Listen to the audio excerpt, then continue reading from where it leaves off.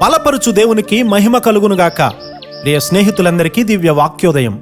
ఈనాటి పాఠ్యభాగము రోమా 10:4. విశ్వసించు ప్రతివానికి నీతి కలుగుటకై క్రీస్తు ధర్మశాస్త్రమునకు సమాప్తి అయి ఉన్నారు.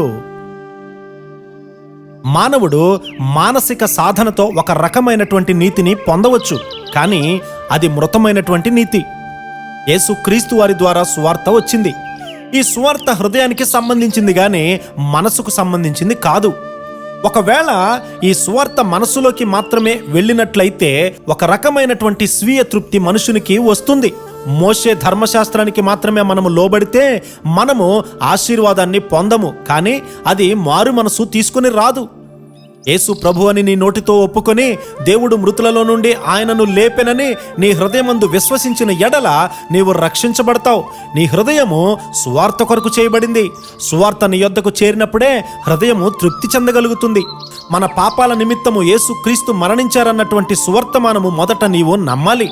ఒక తల్లి క్రియలు తన బిడ్డ మరణానికి దారితీస్తే ఆమె తన జీవిత కాలమంతా దుఃఖిస్తూనే ఉంటుంది. నీ పాపం వల్లే యేసు క్రీస్తు మరణించారు, అది నీ హృదయంలో ప్రవేశించిందా? చాలామంది సువార్త అంటే ఏదో పని, ఈ పని చేయడం అనుకుంటూ ఉన్నారు. అది మోషే ధర్మశాస్త్రము ఎన్నడూ కూడా ప్రేమను కలిగించలేదు. ఒక క్రైస్తవుడు ఎలాంటి ఆకర్షణ లేని వారినైనా ప్రేమించినప్పుడే నిజమైన స్వతంత్రం పొందగలుగుతాడు.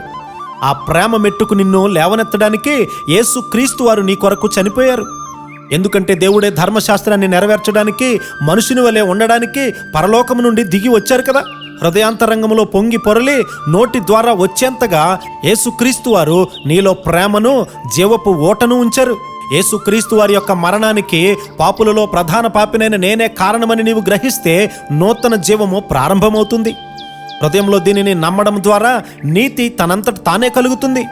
యేసుక్రీస్తు వారు తన పునరుత్థాన శక్తి వలన లేచినప్పుడు తిరిగి నిన్ను పైకి లేవనెత్తగలిగినటువంటి శక్తి విడుదలైంది. హృదయం ఎంతో లోతైనది. పశ్చాత్తాపంతో దానిని లోతుగా త్రవ్వుకుంటూ ఉంటే పరిశుద్ధాత్మకు నిలయముగా మారుతుంది. పాపాలన్నీ త్రవ్వి తీసివేయడం ద్వారా శరీరము నూతన ఆరోగ్యాన్ని పొంది కోల్పోయిన భాగాలు తిరిగి పునరుద్ధరించబడతాయి. అట్టి కృపాధన్యత దేవుడు మనందరికీ అనుగ్రహించునుగాక. ఆమేన్.